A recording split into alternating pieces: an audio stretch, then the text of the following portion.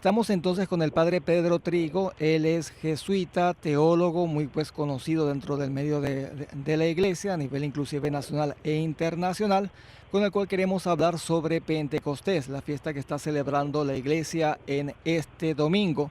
Para los oyentes, pues hay que recordar que Pentecostés es la venida del Espíritu Santo sobre la iglesia, lo cual pues ya de buenas a primeras pues aparece como una especie de pretensión. Es decir, el Espíritu Santo desciende sobre la iglesia y hace de la iglesia algo especial, algo distinto. Lo que pues en el fondo puede tener también como dos lecturas, ¿no? Está la lectura que pudiese ser, estamos por encima, somos más que los demás, podemos apoderarnos de los demás, estamos por encima de las conciencias de los demás, o también una vertiente un poquito desde la humildad, o sea, es decir, pues no sentimos que caramba, tenga que ver con lo que pueden ser de repente nuestras realidades humanas, esto nos sobrepasa.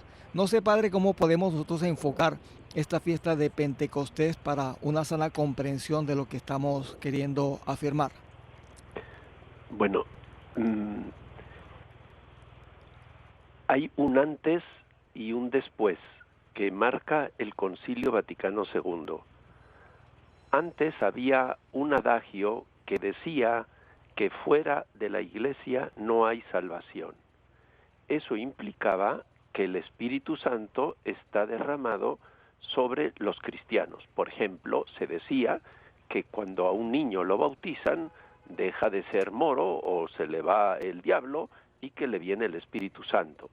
Y, por lo tanto, el que no está bautizado no tiene el Espíritu Santo.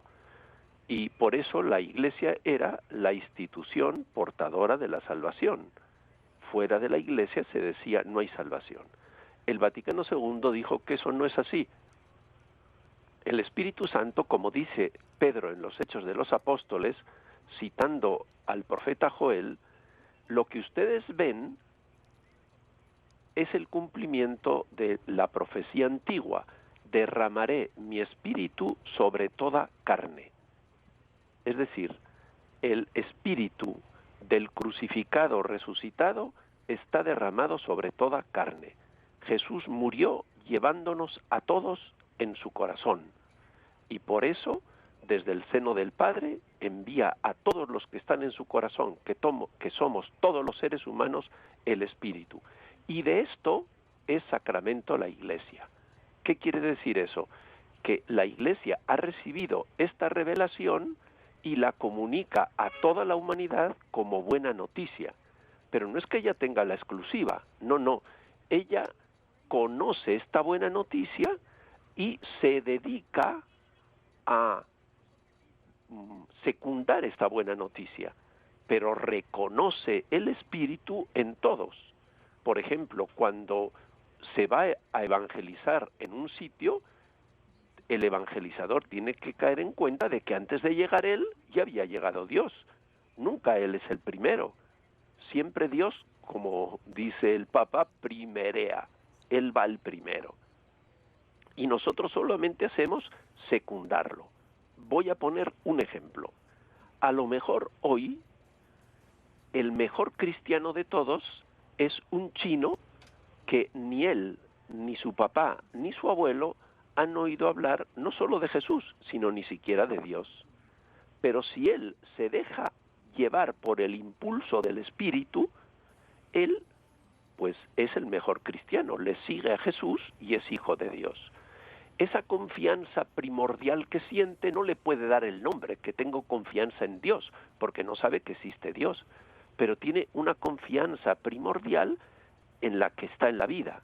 Lo mismo, él va siguiendo lo que es verdaderamente humano, según la humanidad de Jesús de Nazaret, pero no le puede dar el nombre, porque no sabe el nombre. Pero si obedece siempre, llega a ser el mejor hijo de Dios y el mejor hermano, aunque no conozca ni el nombre de Dios ni el nombre de Jesús. Porque el Espíritu es aire, el Espíritu es movimiento, es impulso. El Espíritu no es la palabra de Dios, la palabra de Dios es Jesús. El Espíritu no habla, el Espíritu mueve. Por eso, si alguien no le dice el nombre, él no lo sabe, pero sí se puede dejar llevar.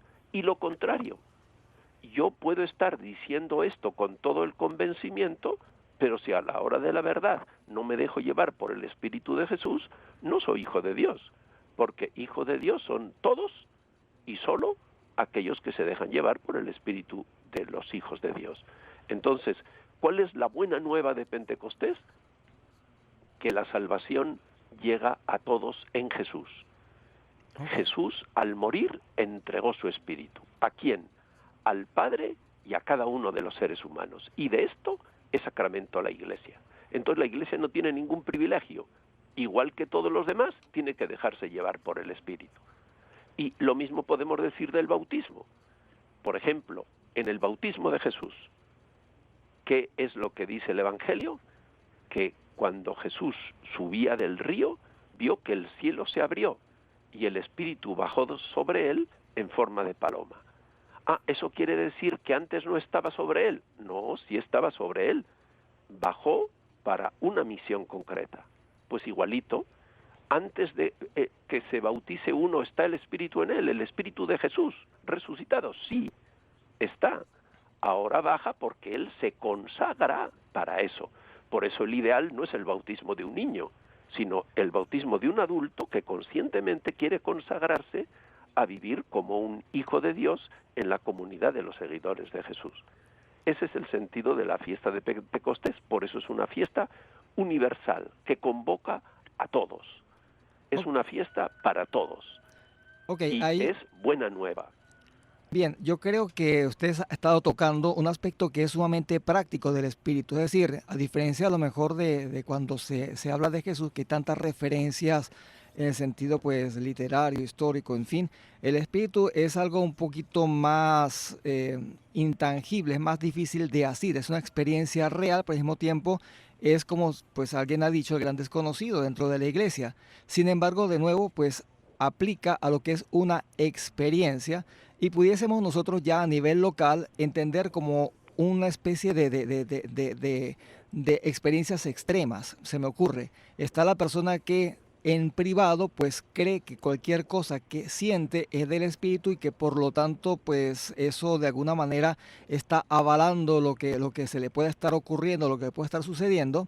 Y por otro lado podemos verlo en un extremo inclusive vamos a considerarlo como secularizado, en el que pues de repente un proyecto pues político, y pienso pues más que en cualquier ejemplo actual del de pues varios años atrás, unos 20 años atrás, cuando algún pues líder regional una vez ganadas las elecciones, pues el discurso que dio era un discurso totalmente pues mesiánico.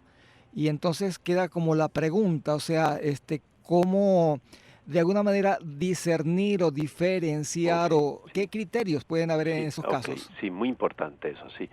Sí, o sea, lo primero que hay que decir es que en contra de esas canciones que se suelen decir, el espíritu no se siente. El espíritu es trascendente, no se siente. Si se sintiera sería algo intramundano, no se siente. Yo puedo sentir lo que es movido por el Espíritu en mí, o sea, aquello de mí que es movido por el Espíritu, pero no el Espíritu. El Espíritu es trascendente, rigurosamente trascendente. Y por eso Jesús en el Evangelio, y sobre todo en el Evangelio de Juan, y Pablo insisten mucho en lo que tú has dicho, en el discernimiento del Espíritu. El Espíritu necesita ser discernido, porque no existe solo el Espíritu Santo, existe mi propio espíritu, el espíritu de mi clase social, el espíritu de la institución a la que pertenezco, el espíritu de mi generación, el espíritu de mi pueblo, el espíritu de mi país. Entonces, por eso hay que distinguir qué vehicula el espíritu y qué no lo vehicula.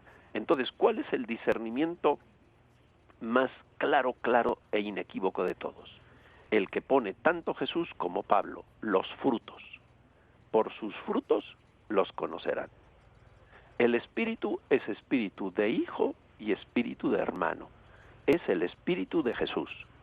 Lo que me lleva a hablar, sentir, pensar y hacer hoy que sea equivalente a lo que Jesús pensaba, sentía y hacía, eso viene del Espíritu Santo. Lo que me lleve por otros derroteros que son contrarios a lo de Jesús, ese no puede ser el Espíritu Santo, porque Jesús personaliza al Espíritu. El Espíritu es ya siempre el Espíritu de Jesús. Entonces, por eso el criterio mayor de todos es eso, ¿no? Lo que sea hacer el equivalente de lo de Jesús en su tiempo, eso viene del Espíritu Santo. Lo que vaya por otro derrotero distinto, no viene por el Espíritu Santo.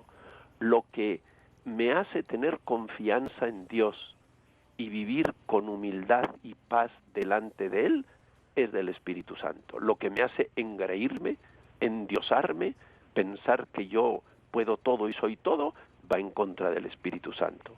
Lo que me hace hermano de los demás, eso es del Espíritu Santo. Y aquí vienen dos especificaciones importantísimas. Si yo soy solo hermano de los míos, pero no soy hermano de los pobres con predilección, no es del Espíritu de Jesús. Porque Jesús nos dijo que los pobres era el lugar donde Él estaba con predilección, y que lo que se hace a los pobres se le hace a Él, y lo que se deja de hacer a los pobres se deja de hacer a Él. Y la otra especificación son los enemigos. Si yo en Venezuela soy antichavista y todo el rato estoy hablando mal de los chavistas y no hago nada, ni siquiera pedir por ellos, no me dejo llevar por el Espíritu de Jesús. Y lo mismo lo contrario. Si yo soy del gobierno y gobierno solamente para los míos y los demás solamente hago denigrar de ellos, no me dejo llevar por el Espíritu de Jesús. El Espíritu de Jesús ama a los enemigos, vence al mal a fuerza de bien. Entonces, ese es el criterio más importante de todo, no que yo sienta o no sienta. Eso fue lo que se enfrentó Pablo en Corinto, que eran gente que el término técnico es entusiasta. Entusiasta la palabra se divide en dos, en, que en griego significa igual que en castellano, y seos en griego es Dios. Entonces, uno se endiosa, o sea, cree que lo que él siente es a Dios, y no, es el hervor suyo que tiene, es el entusiasmo suyo que tiene, pero confundir eso con Dios, eso para Pablo fue terrible, no halló cómo acabar con eso. Y lo mismo es la primera carta de Juan, gente que se creía que tenía el Espíritu de Dios y despreciaba a todos los demás, bueno, no tenía el Espíritu de Dios.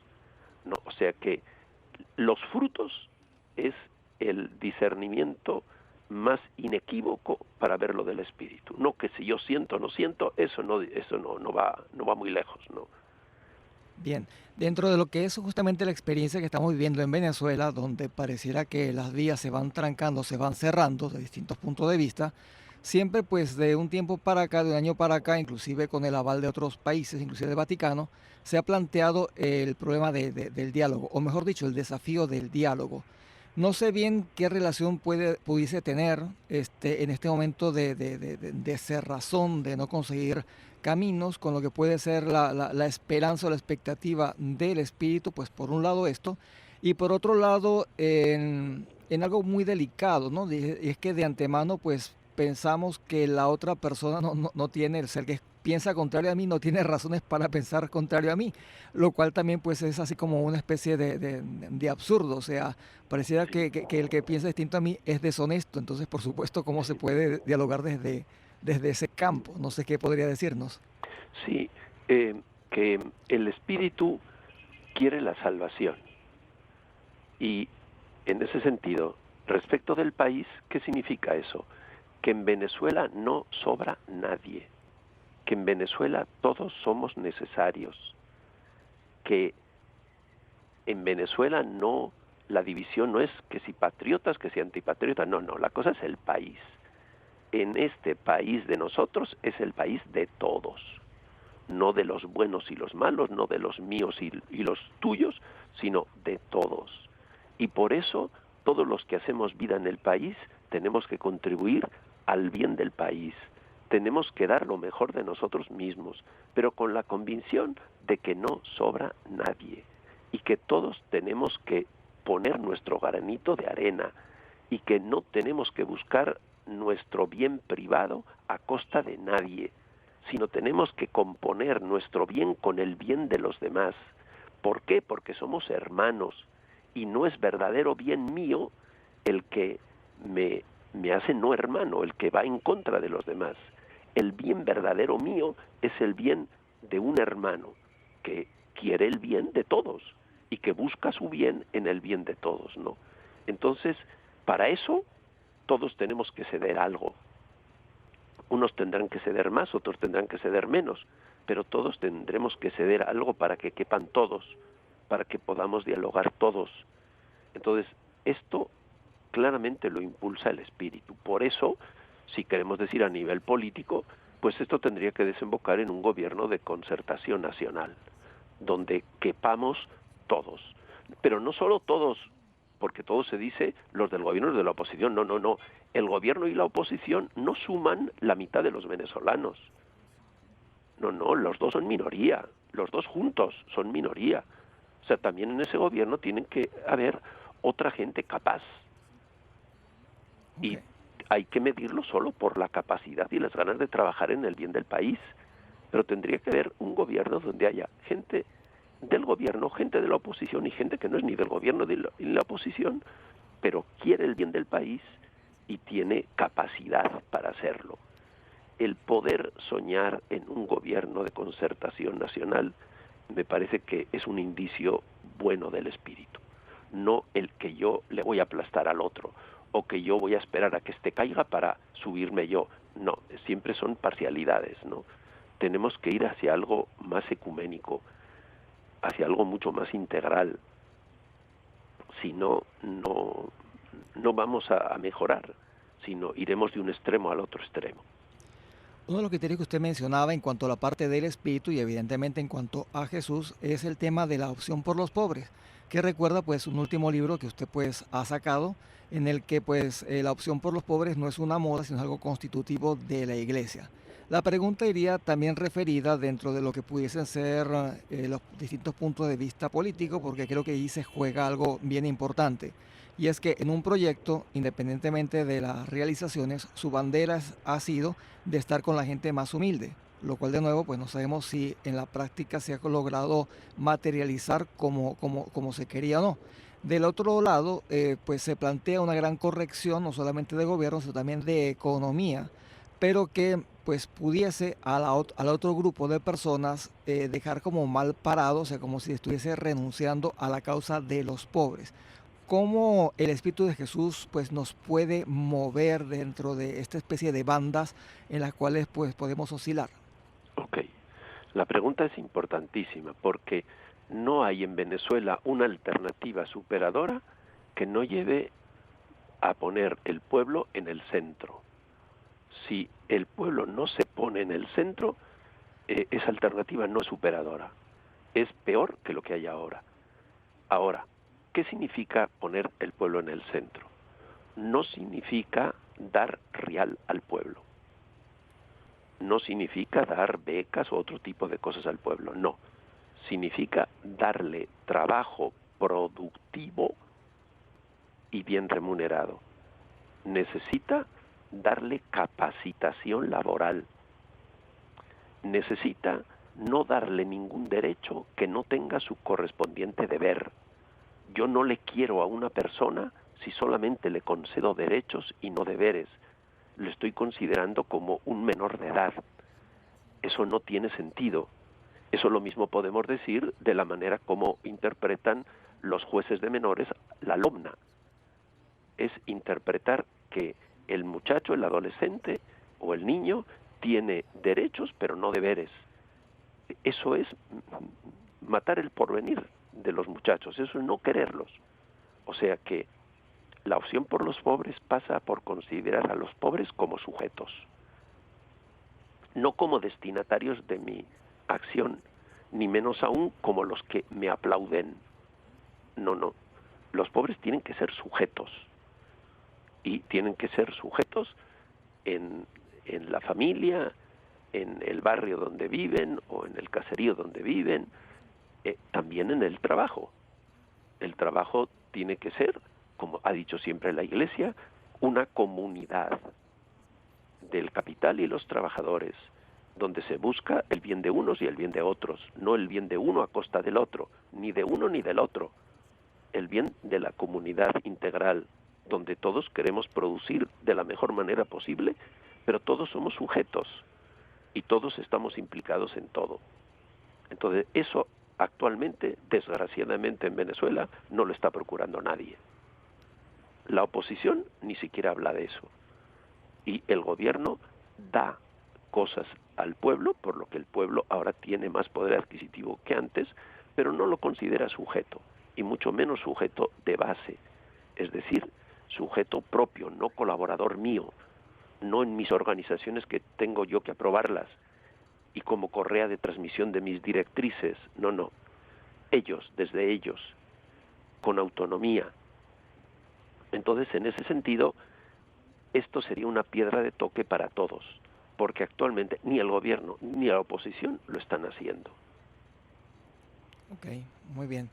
Padre, no sé si tiene algún mensaje final que pueda pues darnos luego de concedernos pues esta amable entrevista. Bueno, que el Espíritu Santo para nosotros, como nos habita más adentro que lo íntimo nuestro, es pues el que nos hace estar siempre alerta, no encerrados en nosotros mismos, el que nos da siempre como paz, como apertura, nos da como suavidad, nos da, bueno, la unción del Espíritu, ¿no? O sea, que el Espíritu nos da fuerza, nos da coraje, nos da paciencia, bueno, es sumamente versátil, pero siempre es todo lo que conduce a mayor humanidad según Jesús. Por eso, el dejarse llevar siempre por el movimiento del Espíritu es pues lo más grande que puede haber en nuestras vidas. Muy bien, muchísimas gracias, Padre, por este tiempo dedicado a Igualmente, nosotros. Ha sido igualmente, pues es una realmente, alegría. sí, un placer Muy haberlo bien. tenido. Muchísimas Bueno, pues gracias.